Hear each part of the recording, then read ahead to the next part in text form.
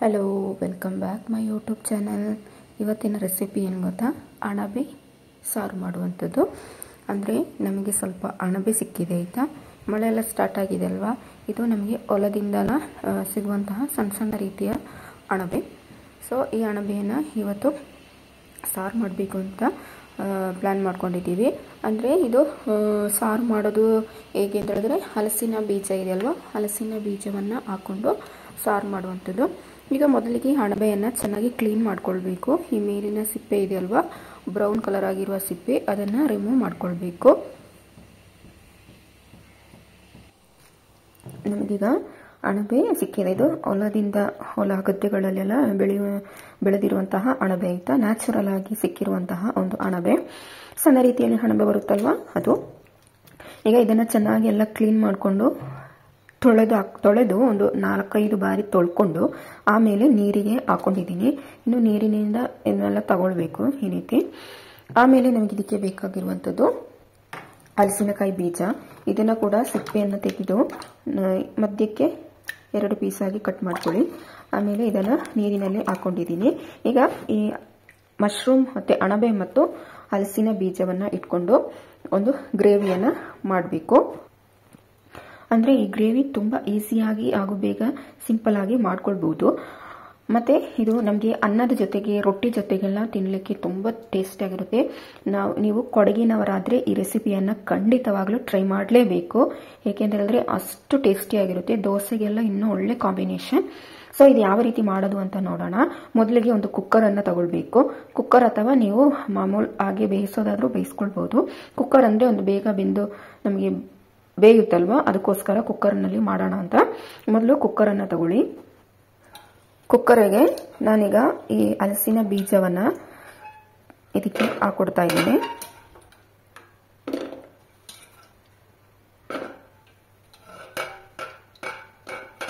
ಆಮೇಲೆ ಇದಕ್ಕೆ ಈ ಮಶ್ರೂಮನ್ನು, ಅಣಬೆಯನ್ನು ಸೇರಿಸ್ಕೊಳ್ಳಿ. ಸಂಪೂರ್ಣವಾಗಿ ಈ ರೀತಿ ಹಿಂಡಬೇಕು, ಅದರ ನೀರಿನ ಅಂಶ ಹೋಗಲಿ. ಕುಕ್ಕರ್ಗೆ ಹಾಕಿಕೊಡಿ.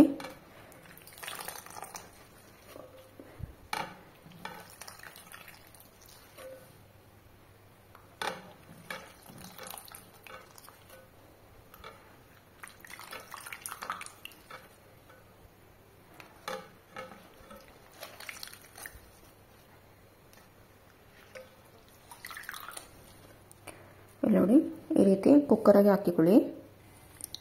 ಚೆನ್ನಾಗಿ ತೊಳ್ಕೊಳ್ಬೇಕು. ಒಂದು 4-5 ಬಾರಿ ಆದರೂ ಚೆನ್ನಾಗಿ ನೀರಿನಲ್ಲಿ ತೊಳ್ಕೊಳ್ಬೇಕು. ಏಕೆಂತ ಹೇಳಿದ್ರೆ ಸಣ್ಣ ಸಣ್ಣ ಕಲ್ಲುಗಳೆಲ್ಲ ಇರುತ್ತೆ, ಮಣ್ಣೆಲ್ಲ ಇರುತ್ತೆ ಅಲ್ವಾ, ಅದಕ್ಕೋಸ್ಕರ. ಈಗ ಎಲ್ಲವನ್ನು ತೊಳ್ಕೊಂಡು ಈ ರೀತಿ ಒಂದು ಕುಕ್ಕರಿಗೆ ಹಾಕೊಂಡಿದ್ದೀನಿ. ಇನ್ನು ಇದಕ್ಕೆ ಈರುಳ್ಳಿ ಹಾಗೂ ಹಸಿಮೆಣಸು ಇವುಗಳನ್ನೆಲ್ಲ ಸೇರಿಸ್ಕೊಳ್ಬೇಕು. ಇವಾಗ ಇದಕ್ಕೆ 2 ಹಸಿಮೆಣಸನ್ನು ಸೇರಿಸ್ತಾ ಇದ್ದೀನಿ. ಹಾಗೂ ಮೀಡಿಯಂ ಸೈಜ್ ಈರುಳ್ಳಿಯನ್ನು ಕಟ್ ಮಾಡಿಕೊಂಡು 2 ಈರುಳ್ಳಿ ತಗೊಂಡಿದ್ದೇನೆ, 2 ಸೇರಿಸ್ಕೊಳ್ಳಿ.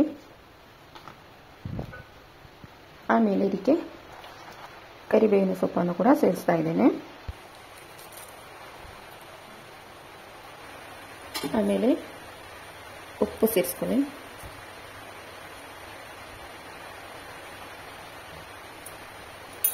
ಆಮೇಲೆ ಅರಿಶಿಣದ ಹುಡಿಯನ್ನು ಕೂಡ ಸೇರಿಸ್ಕೊಳ್ಬೇಕು. ಅರಿಶಿಣದ ಹುಡಿಯನ್ನು ಜಾಸ್ತಿನೇ ಹಾಕ್ಕೊಳ್ಳಿ. ಮಶ್ರೂಮಿಗೆಲ್ಲ ಜಾಸ್ತಿ ಅರಿಶಿಣ ಹುಡಿ ಹಾಕೋದು ಇನ್ನೂ ಒಳ್ಳೆಯದು. ಇನ್ನು ಇದಕ್ಕೆ ಸ್ವಲ್ಪ ನೀರನ್ನು ಹಾಕ್ಕೊಳ್ತಾ ಇದ್ದೇನೆ. ಸ್ವಲ್ಪ ಹಾಕಿದ್ರೆ ಸಾಕು. ಏಕೆಂತ ಹೇಳಿದ್ರೆ ಅದು ಹಲಸಿನ ಬೀಜ ಮಾತ್ರ ಬೇಯಲಿಕ್ಕೆ ಸ್ವಲ್ಪ ನೀರು ಸಾಕು. ಮತ್ತೆ ಅಣಬೆಯಿಂದ ಸ್ವಲ್ಪ ನೀರು ಬಿಟ್ಟು ಬರುತ್ತೆ. ಸೊ ಅದಕ್ಕೆ ಸ್ವಲ್ಪ ನೀರನ್ನು ಹಾಕ್ಕೊಂಡು ಮುಚ್ಚಿಟ್ಟುಕೊಂಡು ಒಂದು 2 ವಿಷಲ್ ಮಾಡ್ಕೊಳ್ಳಿ. ಇನ್ನು ಮಸಾಲೆ ರೆಡಿ ಮಾಡಬೇಕು. ಅದಕ್ಕೆ 1 ಕಪ್ ಕಾಯಿ ತುರಿಯನ್ನು ತಗೊಳ್ಳಿ. ನಾನು ಫ್ರಿಡ್ಜ್ನಲ್ಲಿ ಇಟ್ಟಿದೆ ಆಯಿತಾ, ಅದಕ್ಕೆ ಈ ರೀತಿ ಇದೆ, ಗಟ್ಟಿಯಾಗಿದೆ. ಈಗ ಇದನ್ನು ನಾವು ಮಸಾಲೆ ರೆಡಿ ಮಾಡಲಿಕ್ಕೆ ಫಸ್ಟ್ ಒಂದು ಪಾತ್ರೆಗೆ ಎಣ್ಣೆ ಹಾಕ್ಕೊಳ್ಬೇಕು.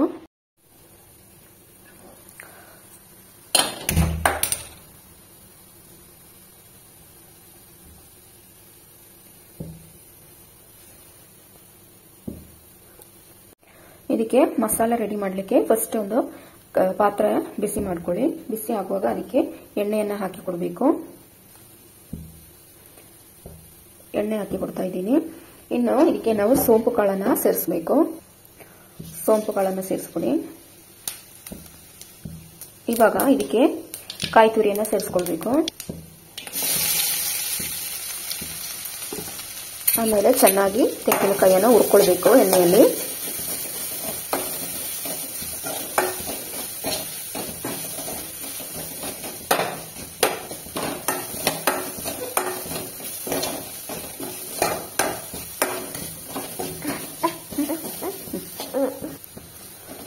ಒಂದು ಗೋಲ್ಡನ್ ಕಲರ್ ಬರುವವರೆಗೆ ಚೆನ್ನಾಗಿ ಹುರ್ಕೊಳ್ಬೇಕು.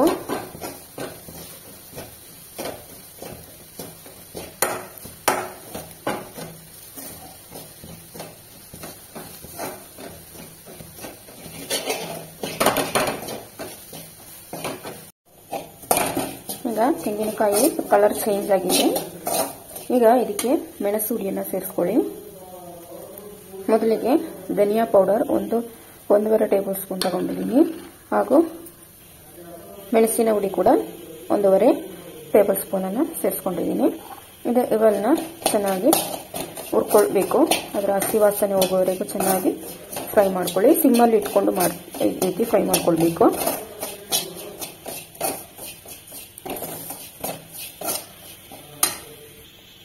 ಕರಿಬೇವಿನ ಸೊಪ್ಪನ್ನು ಸೇರಿಸ್ತಾ ಇದ್ದೀನಿ.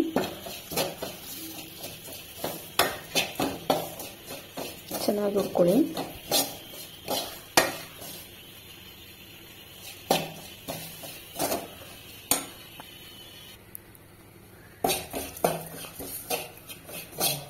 ಇವಾಗ ಇದಕ್ಕೆ ಚಿಕನ್ ಮಸಾಲವನ್ನು ಸೇರಿಸ್ಕೊಳ್ಳಿ. ಚಿಕನ್ ಮಸಾಲ ಪೌಡರನ್ನು ಸೇರಿಸ್ಕೊಂಡು ಹುರ್ಕೊಳ್ಳಿ ಚೆನ್ನಾಗಿ. ಆಮೇಲೆ ಇದು ತಣ್ಣಗಾದ್ಮೇಲೆ ಇದನ್ನು ಚೆನ್ನಾಗಿ ಫೈನ್ ಪೇಸ್ಟ್ ಗ್ರೈಂಡ್ ಮಾಡ್ಕೊಳ್ಬೇಕು.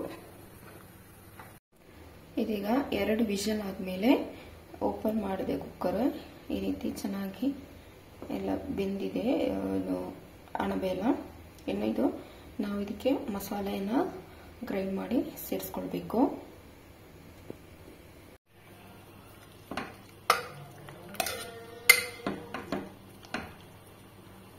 ಚೂಡು ಹಲಸಿನ ಬೀಜ ಎಲ್ಲ ಚೆನ್ನಾಗಿ ಬೆಂದಿದೆ.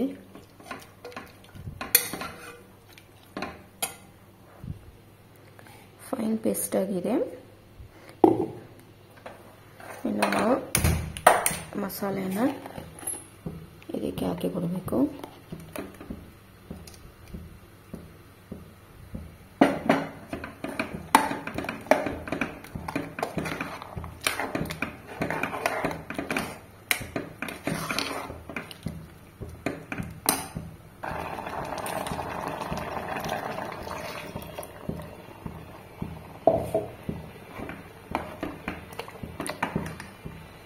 ಸೂಪರ್ ಆಗಿರುವ ಮಶ್ರೂಮ್ ಸಾರು ರೆಡಿಯಾಗಿದೆ.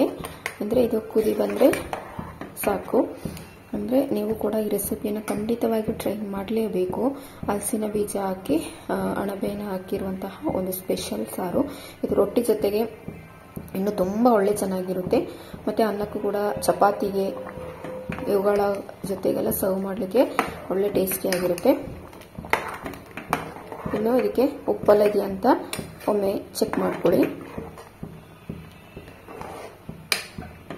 ಒಳ್ಳೆ ಕುದಿ ಬಂದಾದ್ಮೇಲೆ ನಮಗೆ ಗ್ಯಾಸ್ ಆಫ್ ಮಾಡಿದ್ರೆ ಸಾಕು. ಒಳ್ಳೆ ಚಿಕನ್ ಕರಿ ಥರನೇ ಇರುತ್ತೆ. ನಾವು ಚಿಕನ್ ಮಸಾಲ, ಸೋಂಪು ಕಾಳೆಲ್ಲ ಹಾಕಿರೋದ್ರಿಂದ ಒಳ್ಳೆ ಮಸಾಲ ಅಂದರೆ ಚಿಕನ್ ಗ್ರೇವಿ ಥರ ಟೇಸ್ಟ್ ಆಗಿರುತ್ತೆ.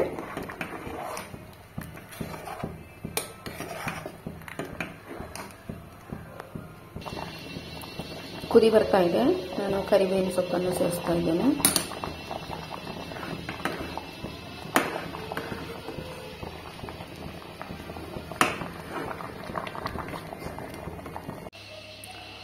ಮಶ್ರೂಮ್ ಕರಿ ರೆಡಿಯಾಗಿದೆ. ಬಿಸಿ ಬಿಸಿಯಾಗಿ ನಮಗೆ ಚಪಾತಿ, ಪರೋಟ ಜೊತೆಗೆಲ್ಲ ಸರ್ವ್ ಮಾಡಲಿಕ್ಕೆ ತುಂಬ ಟೇಸ್ಟಿಯಾಗಿರುತ್ತೆ. ನೀವು ಕೂಡ ಈ ರೆಸಿಪಿಯನ್ನು ಟ್ರೈ ಮಾಡಿ ನೋಡಿ. ನಾನಿವತ್ತು ಪರೋಟದ ಜೊತೆಗೆ ಇದನ್ನು ಸರ್ವ್ ಮಾಡ್ತಾ ಇದ್ದೀನಿ.